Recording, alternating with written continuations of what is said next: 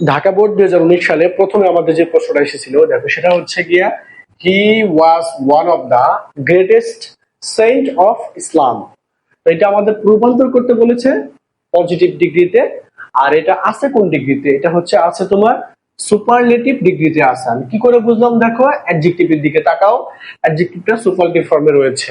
তুমি যদি অ্যাডজেক্টিভ দেখে ডিগ্রি নির্ণয় করতে না পারো তাহলেও তোমার জন্য একটা শর্টকাট টেকনিক রয়েছে। সেই টেকনিক হচ্ছে দেখো এই সেন্টেন্সের মধ্যে ওয়ান অফ দা রয়েছে। তোমরা মনে রাখবা যে ওয়ান অফ দা যদি কোনো সেন্টেন্সের মধ্যে থাকে সেটা অবশ্যই কি হবে? সুপারলেটিভ ডিগ্রি হবে।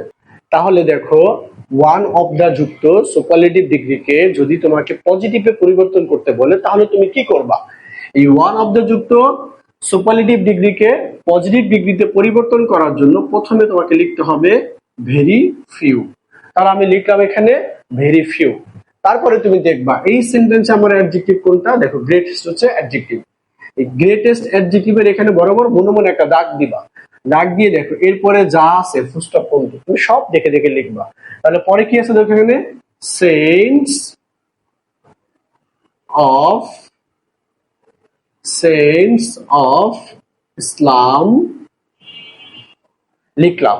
লেখার পরে তোমার এখানে যে ভার্বটা রয়েছিল ওয়াজ, এই ভার্বটাকে তুমি এখানে লিখবা। দেখো এখানে ছিল ওয়াজ, এখানে হয়ে যাবে ওয়ার।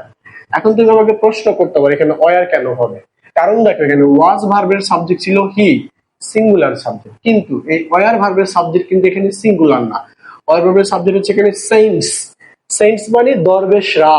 হ্যাঁ, তাহলে সাবজেক্ট হচ্ছে এখানে প্লুরাল, তাই ভার্বটা হবে কি? প্লুরাল। তাহলে আমরা কি ভার্বটাকে লিখলাম এখানে নিয়ে ওয়ার, তারপরে তুমি লিখবা একটা এখানে অ্যাজ।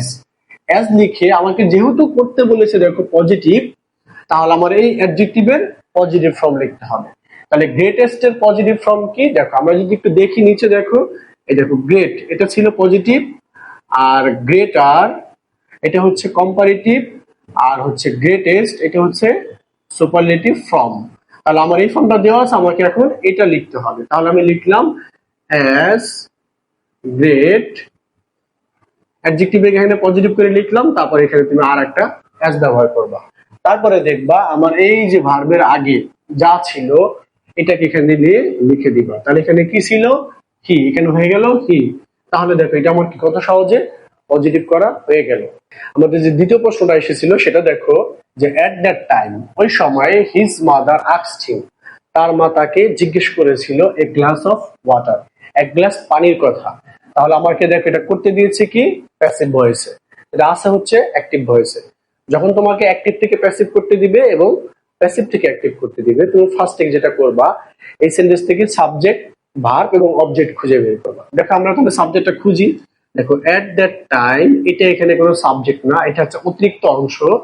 তারপরে হিজ মাদার এটা হচ্ছে এখানে সাবজেক্ট, আর এখানে আস্কড হচ্ছে ভার্ব, আর এখানে হিম হচ্ছে অবজেক্ট, আর এই গ্লাস অফ এই যে ওয়াটার এটা হচ্ছে গিয়ে এক্সটেনশন। তাহলে দেখো আমরা এখান থেকে সাবজেক্ট এবং ভার্ব এবং অবজেক্ট তিনটা জিনিসকে আলাদা করে ফেললাম। তো আমার অ্যাক্টিভ থেকে প্যাসিভ করার জন্য আমার লাগবে সাবজেক্ট পেয়ে গেছি, ভার্ব তাও পেয়ে গেছি, অবজেক্ট তাও পেয়ে গেছি।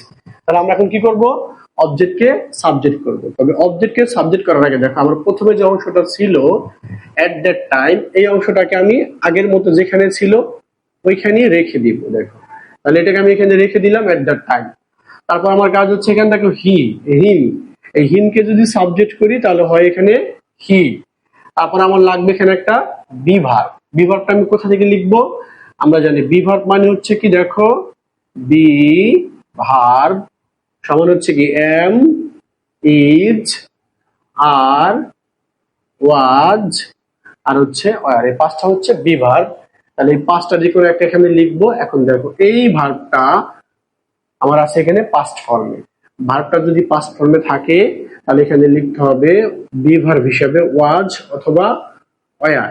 কিন্তু তুমি দেখবা এখানে যে সাবজেক্টটা আছে এই সাবজেক্টটা কি সিঙ্গুলার আছে নাকি সাবজেক্টটা প্লুরালে আছে? দেখো তাহলে হি সাবজেক্ট হচ্ছে সিঙ্গুলার সাবজেক্ট। যেহেতু সাবজেক্টটা কি একটা সিঙ্গুলার সাবজেক্ট, তাহলে আমার এখানে কি হবে? ভার্ব হিসেবে ওয়াজ হবে। তাহলে আমরা লিখলাম এখানে ওয়াজ। তাহলে আমরা এখানে লিখলাম ওয়াজ। তারপরে আমার যে কাজ দেখো, এইখানে আমার যে মেন ভার্বটা ছিল, এই ভার্বের পাস্ট পার্টিসিপল ফর্ম। তাহলে দেখো আস্কড এর পাস্ট পার্টিসিপল ফর্ম হচ্ছে আস্কড নিজেই, এটাকে নতুন করে পাস্ট পার্টিসিপল করার দরকার নেই।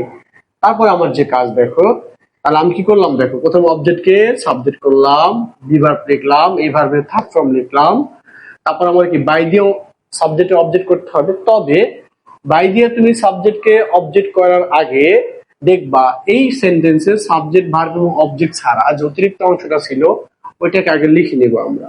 তাহলে for a glass of water হচ্ছে সেন্টেন্সের অতিরিক্ত অংশ, ওটাকে আমরা এখানে লিখলাম। তারপরে এখানে লিখবো আমরা একটা বাই, তারপরে সাবজেক্টে কি ছিল, হিজ মাদার, এটাকে অবজেক্ট করে দাও। তাহলে দেখো এখানে হিজ মাদার। তাহলে দেখো আমরা এটা কি হয়ে গেল, প্যাসিভ হয়ে গেল। আশা করি তোমরা সবাই বুঝতে পেরেছো। এখন আমরা সলভ করব 3 নাম্বারটা। দেখো 3 নাম্বার প্রশ্নে যেটা এসেছিল, there was no drinking water in the house, comma so he went out to fetch it. তো দেখো এটার অর্থ কি, বাড়িতে পান করার মতো কোনো পানি ছিল না, তাই এই সো অর্থ এখানে তাই সে এই পানি আনার জন্য বাহিরে গিয়েছিল। যদি কোনো সেন্টেন্সের মাঝখানে সো থাকে তাহলে সেটা হবে কম্পাউন্ড সেন্টেন্স, আর এই সো যদি কোনো সেন্টেন্সের শুরুতে থাকে সেটা হবে কমপ্লেক্স সেন্টেন্স। আমাদের করতে দিয়েছি কি কমপ্লেক্স। তাহলে তুমি দেখো যে মাঝখানে যেহেতু সো দেওয়া আছে, মাঝখানে সো দেওয়া থাকে, তুমি করবা কি, শুরুতে হয় সো লিখবা অথবা এজ লিখবা অথবা অথবা তুমি এখানে একটা সিন্স লিখবা।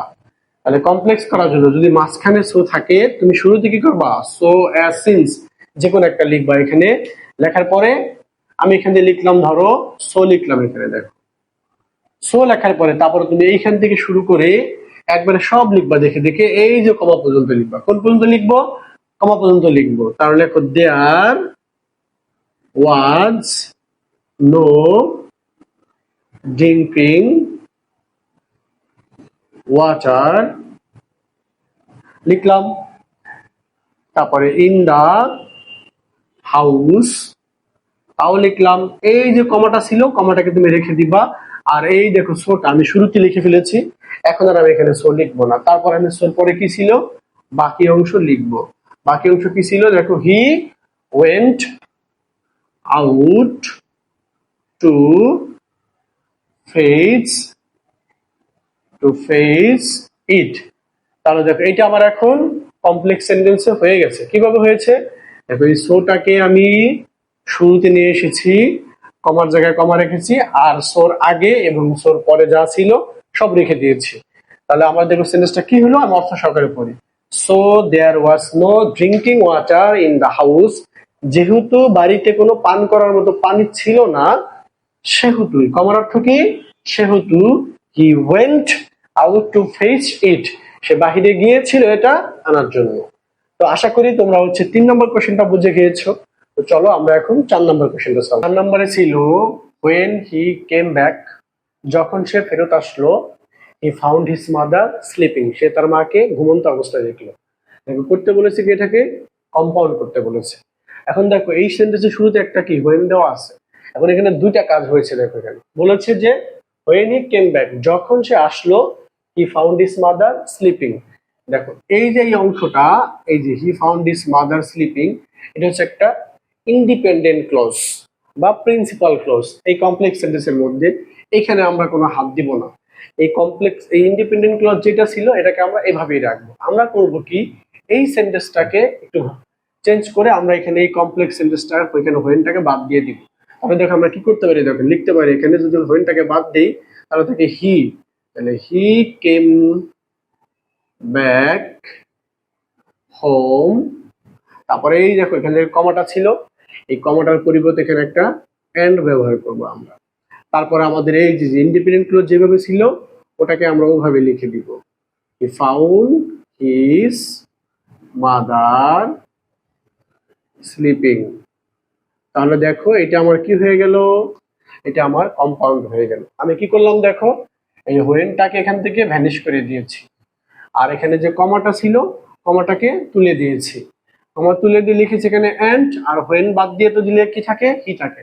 হি came back home and he found his mother sleeping, সে বাসায় ফেরত আসলো এবং তার মাকে ঘুমন্ত অবস্থায় দেখলো। তারপরে দেখো last one, he showed a great love and respect to his mother. সে তার মায়ের প্রতি একটা বড় রকমের ভালোবাসা এবং শ্রদ্ধা দেখালো। তা আমাদের করতে বলেছে কিনা দেখো, এক্সক্লামেটরি। তাহলে এটা আমার আছে কি, অ্যাসার্টিভ সেন্টেন্সে রয়েছে। তো এই যে কোনো একটা অ্যাসার্টিভ সেন্টেন্সকে তুমি যখন এক্সক্লামেটরি করবা, তুমি দেখবা এই অ্যাসার্টিভ সেন্টেন্সের ভিতরে কোথাও কোনো আর্টিকেল আছে কিনা। আর্টিকেল বলতে আমি কাকে বুঝিয়েছি, দেখো এ অথবা এন, এই দুইটার একটা যদি থাকে তাহলে তুমি শুরুতে লিখবে একটা হোয়াট। দেখো এই সেন্টেন্সের মধ্যে আমার এখানে কি আছে, দেখো একটা এ রয়েছে আর্টিকেল, তাহলে শুরুতে লিখবা কি একটা হোয়াট লিখবা। লেখার পরে তারপরে তোমার এই যে দেখো যেখানে এ ছিল, এ থেকে শুরু করে ফুল স্টপ পর্যন্ত পুরোটা দেখে দেখে লিখবা। তাহলে আমরা এটা দেখে দেখে লিখি, দেখো হোয়াট এ গ্রেট, আমি এই দাগটা একটু মুছে দিচ্ছি। What a great love and respect to his mother, তারপরে এখানে সাবজেক্ট কি ছিল, হি, এটাকে এখানে দেখে দেখে লিখবা। তারপরে ভার্ব কি ছিল, শোড, এই ভার্বটাকে দেখে দেখে লেখো। তারপরে এখানে মনে করে একটা নোট অফ এক্সক্লামেশন সাইন তুমি দিতে ভুলবা না। তুমি যদি এখানে নোট অফ এক্সক্লামেশন সাইন দিতে ভুলে যাও, স্যার কিন্তু তোমাকে নাম্বার দিতে ভুলে যাবে। হ্যাঁ, তো দেখো আমরা ঢাকা বোর্ড 2019 সালের যে আমাদের 5টা প্রশ্ন এসেছিল, সেই 5টা প্রশ্ন সলভ করলাম। তো আমরা এরপরে আরো অনেক বোর্ড কোশ্চেন নিয়ে আসবো তোমাদের সামনে। So dear students and learners, transformation of sentence নিয়ে তোমাদের যে ভয় ছিল, আশা করি আমার এই ক্লাসগুলো দেখার পরে তোমাদের ভয়গুলো ধীরে ধীরে কেটে যাচ্ছে। তো তোমরা যদি আমার এই ক্লাসগুলো এনজয় করে থাকো এবং তোমরা যদি উপকৃত হয়ে থাকো, তাহলে তোমরা অবশ্যই একটি কমেন্ট বক্সে কমেন্ট করে আমাকে জানাবা। তোমরা যদি কমেন্ট বক্সে কমেন্ট করে জানাও, তাহলে আমি নিজেও কি ইন্সপায়ার্ড হব নতুন ক্লাস নিয়ে আসার জন্য। তো নতুন একটি ক্লাস নিয়ে আসার আগ পর্যন্ত সবাই সুস্থ থাকো, ভালো থাকো। সবাইকে ধন্যবাদ। আসসালামু আলাইকুম।